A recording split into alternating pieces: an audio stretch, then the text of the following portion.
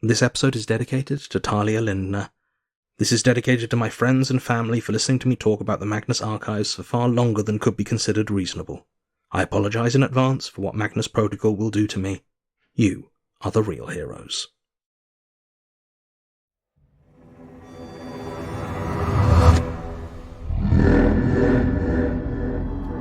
Rusty Quill presents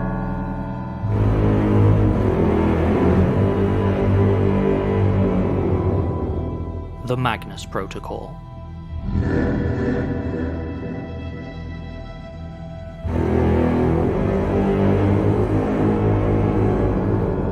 Episode 10, Saturday Night.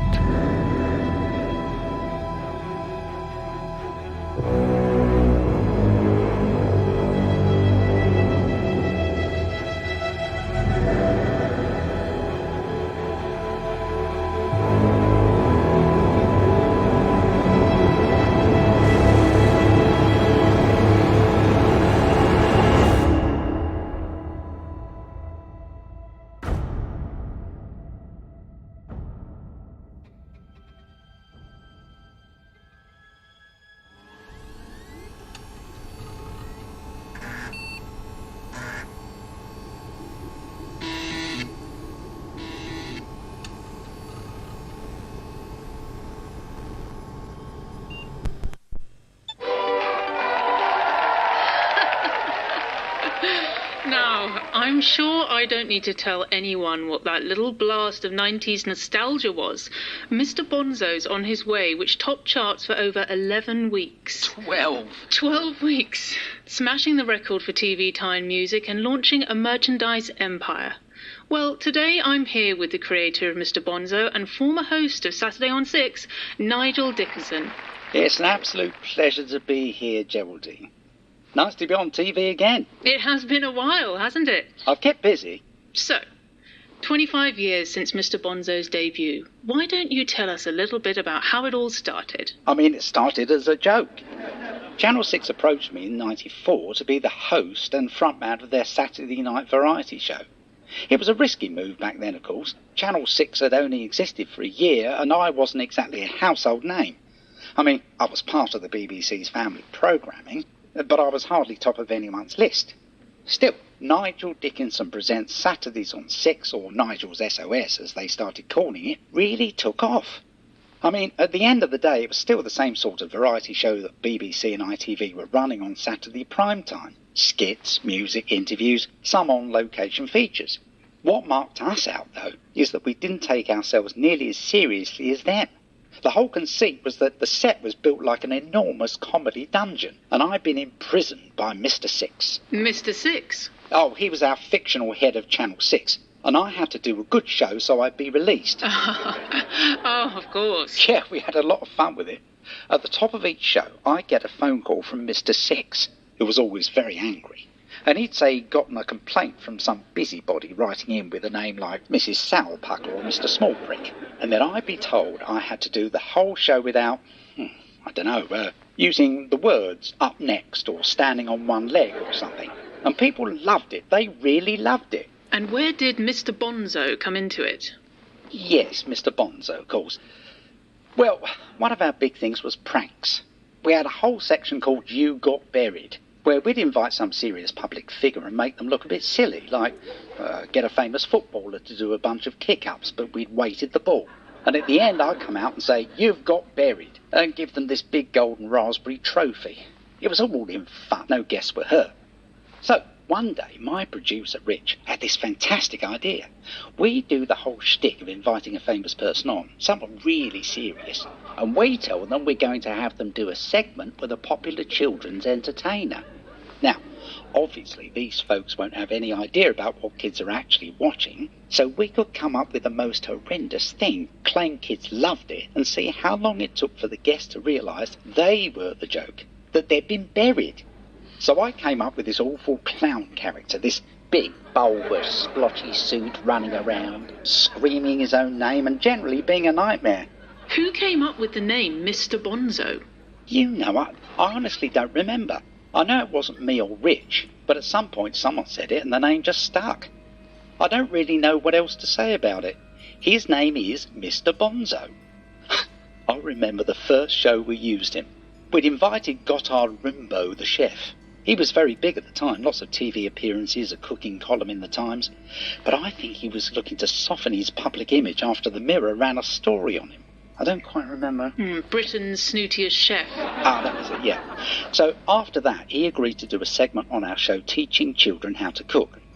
He's obviously never seen the show and was completely oblivious to kids' culture. He was absolutely perfect. When Mr. Bonzo emerged out of the pantry, the effect was incredible. Rimbaud's face went white, and he looked like he was about to scream. I'll be honest, I'd seen the suit already, but I hadn't seen it moving, and it was even freaking me out a bit. Rimbaud tried to keep it together. As far as he knew, all the kids did love Mr. Bonzo. But when that big, rubbery clown started knocking over pans and smashing eggs all over the studio kitchen, the snooty chef actually tried to hide behind the shelving unit. And finally, when Mr. Bonzo went in for a cuddle, Rimbaud genuinely attacked him with a frying pan. He actually broke the arm of the guy wearing it, which I took as my cue to enter with the golden berry.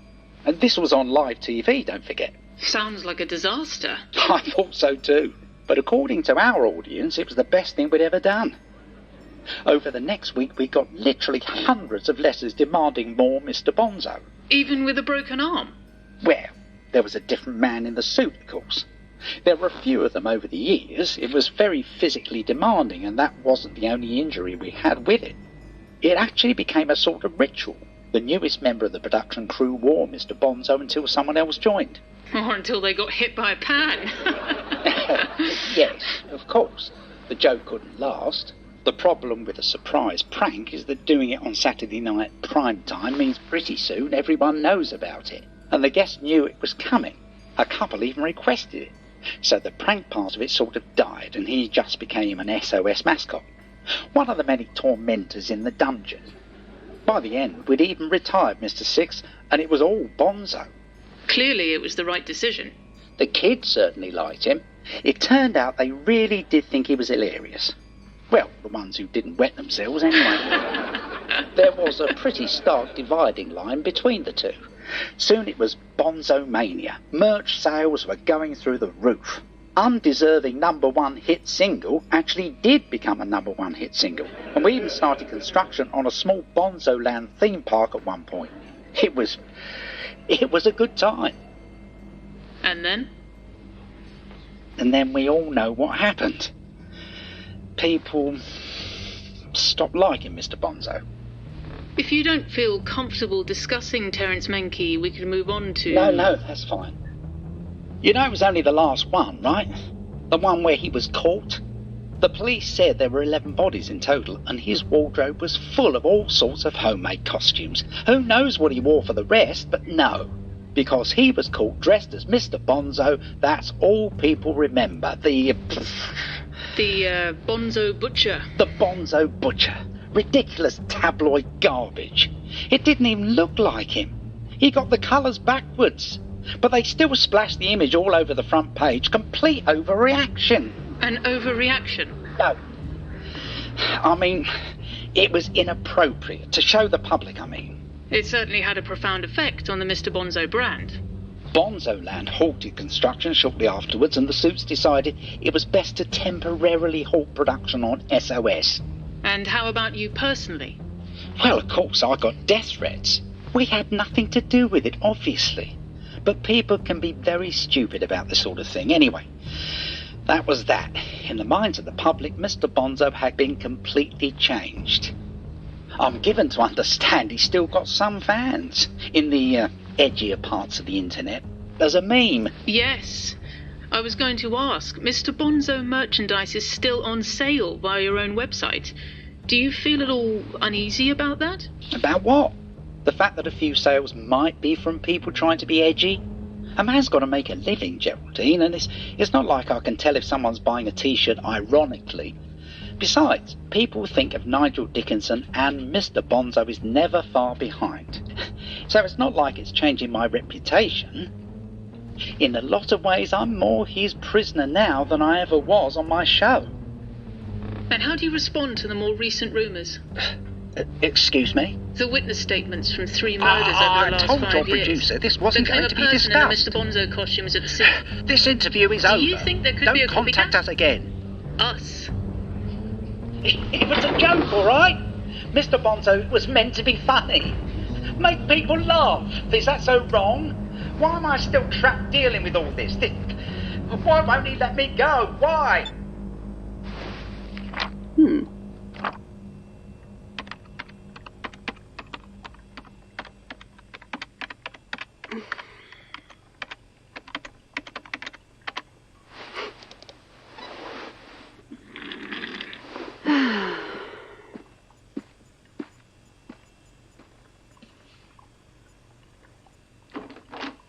Hello? Colin? Sorry, don't let me interrupt. It's fine. Just stuck the kettle on. You want a cup? No, thanks. I'm cutting back on caffeine. Celia. Celia, right. Sorry. No problem. I'm still new.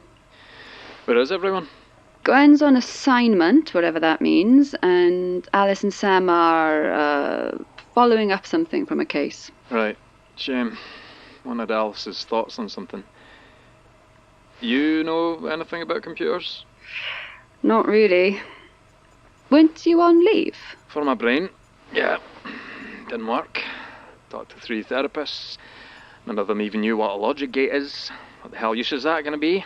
I don't None. know. I was just sat there twiddling my thumbs. Best thing for me is figuring this out. Right. So the others are all gone out, right? Yeah, but... Great. That'll make things easier. Maybe don't tell them I've been on their terminals.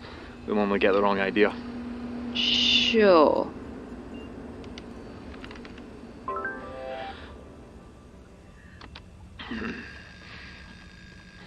Cool. Well, I think that was the kettle, so I'll probably just leave you to it. Yeah. Oh, and Celia. If Lena asks, I wasn't here. Sure. She was asking this.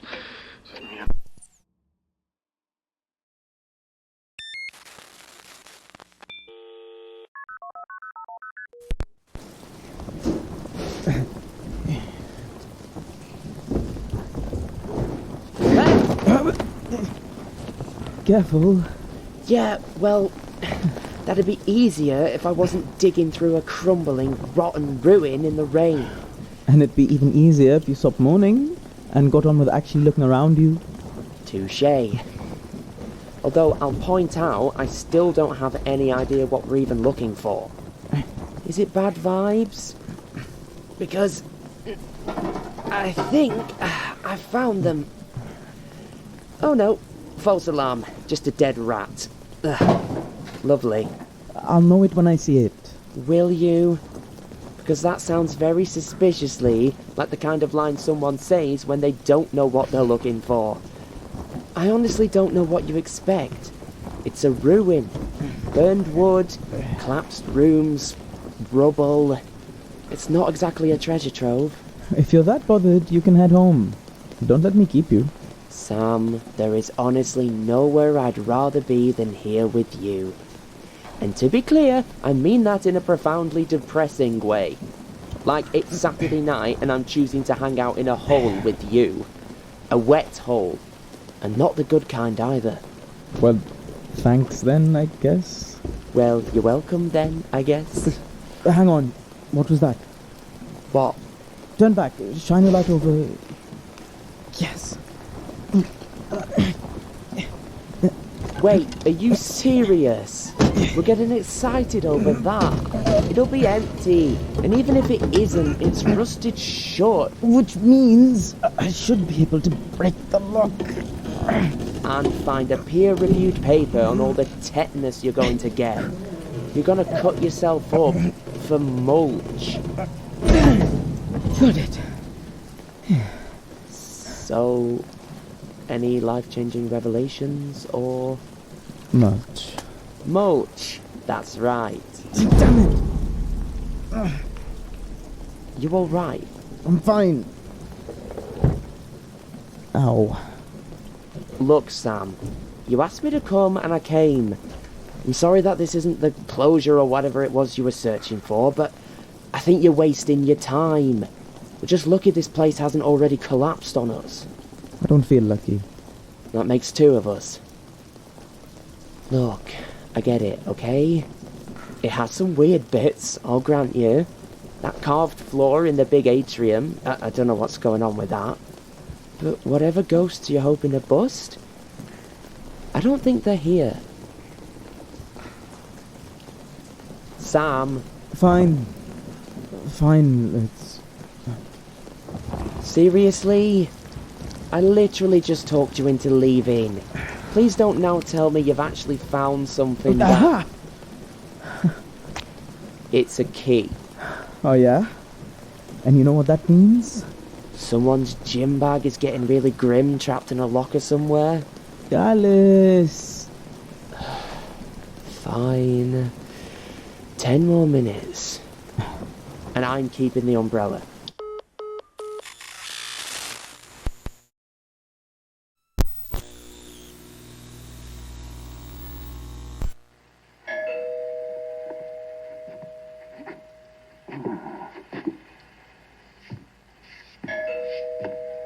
All right.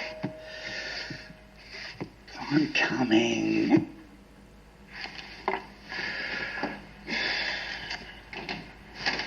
What? Nigel Dickerson. Do you know what time it is? I'm here on behalf of the Office of Incident Assessment and Response. Oh? I have a message for you. I was told to deliver it personally. Here. I can't. My instructions were very clear. Go to the home of Nigel Dickerson and hand over this envelope. It's not for me. Come in. I'll wipe your feet.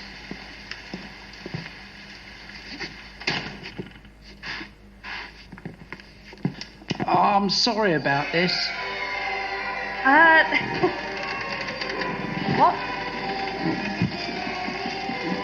Oh my God! Try not to stare. He doesn't like it when people stare.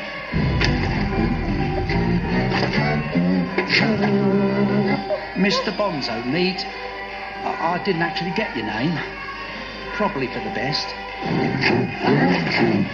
Oh, I said don't stare. Looks like they've got another one for you. Give it to him. Like, what? Name, address. Tell him where to go. What? I don't... No one told me anything. Who's in there? What are you talking about? The envelope. Just give him the envelope. Can he read? Just do it.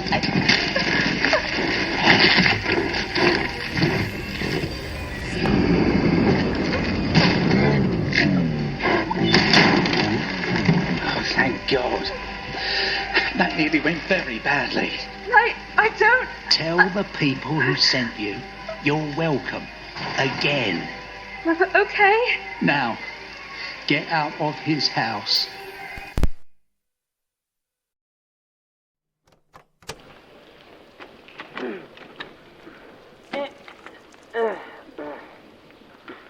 You literally just saw me try. I believed you couldn't open it. That's not the same thing as being locked. Here we go again with the ickle baby shrimp Sam routine. A, I have never called you a baby shrimp, but thanks for the idea. B, shut up and try the key. Well, we tried. Come on. Hang on. The wood here is pretty rotten. I think...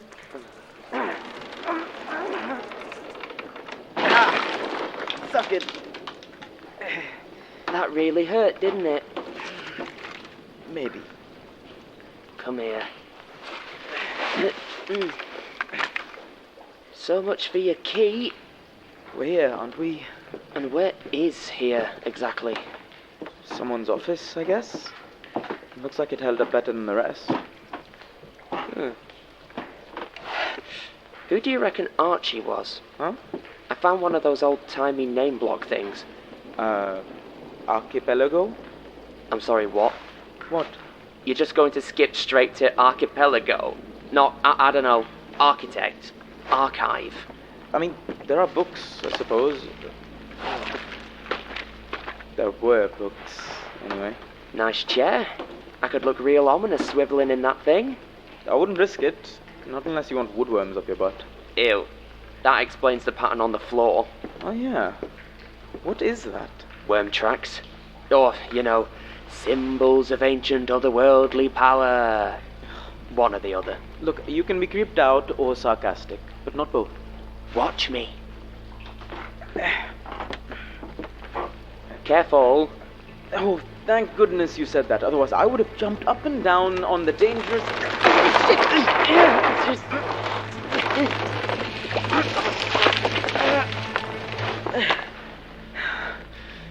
I dropped the key. What was that? Because it sounded a lot like, I'm sorry, Alice, you were right. We should head back now before I get myself killed, falling into a soggy pit. Gosh, you're sexy. Here's a 20 for your trouble. We can't. This is the first clue we found. Clue? What clue? It's a hole, Sam. It's a dark and manky hole in a dark and manky office in a dark and manky building riddled with bugs and God knows what else. I'm sorry, but enough. This isn't some grand clue to your childhood. It's a hole. Time to go, Sam.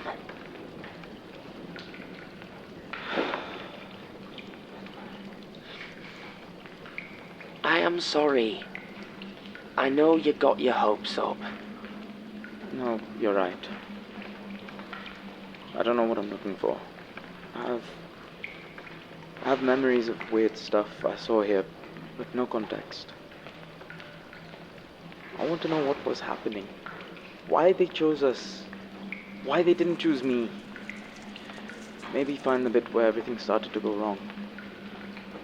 But it's too late.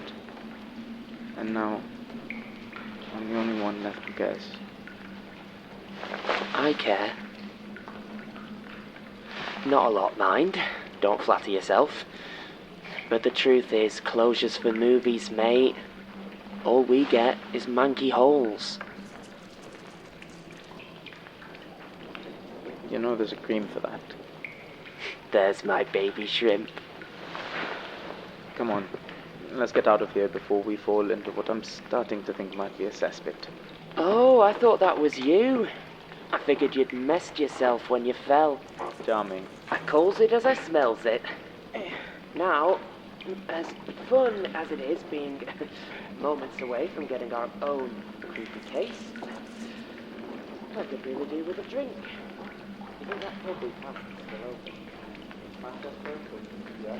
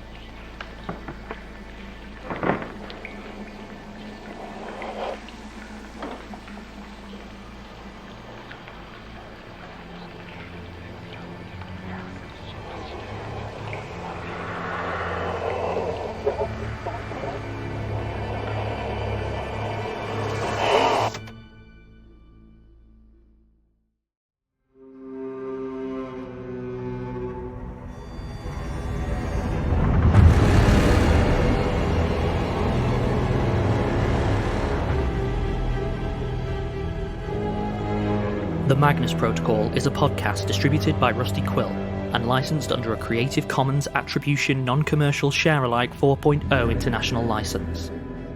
The series is created by Jonathan Sims and Alexander J. Newell and directed by Alexander J. Newell.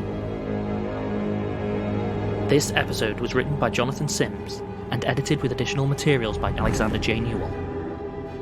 With vocal edits by Lorianne Davis, soundscaping by Tessa Vroom, and mastering by Catherine Ranella, with music by Sam Jones. It featured Billy Hindle as Alice Dyer, Shahan Hamza as Samana Khalid, Anusha Battersby as Gwen Bouchard, Ryan Hope Veer Anderson as Colin Becker, Lowry Ann Davis as Celia Ripley. The Magnus Protocol is produced by April Sumner, with executive producers Alexander J. Newell, Danny McDonough, Lynn C., and Samantha F.G. Hamilton, and associate producers Jordan L. Hawke, Taylor Michaels, Nicole Perlman, Cetius the Raven, and Megan Nice.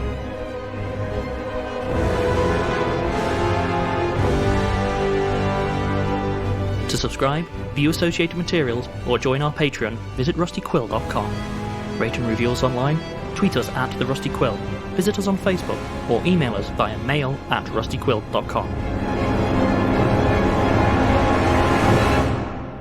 Thanks for listening.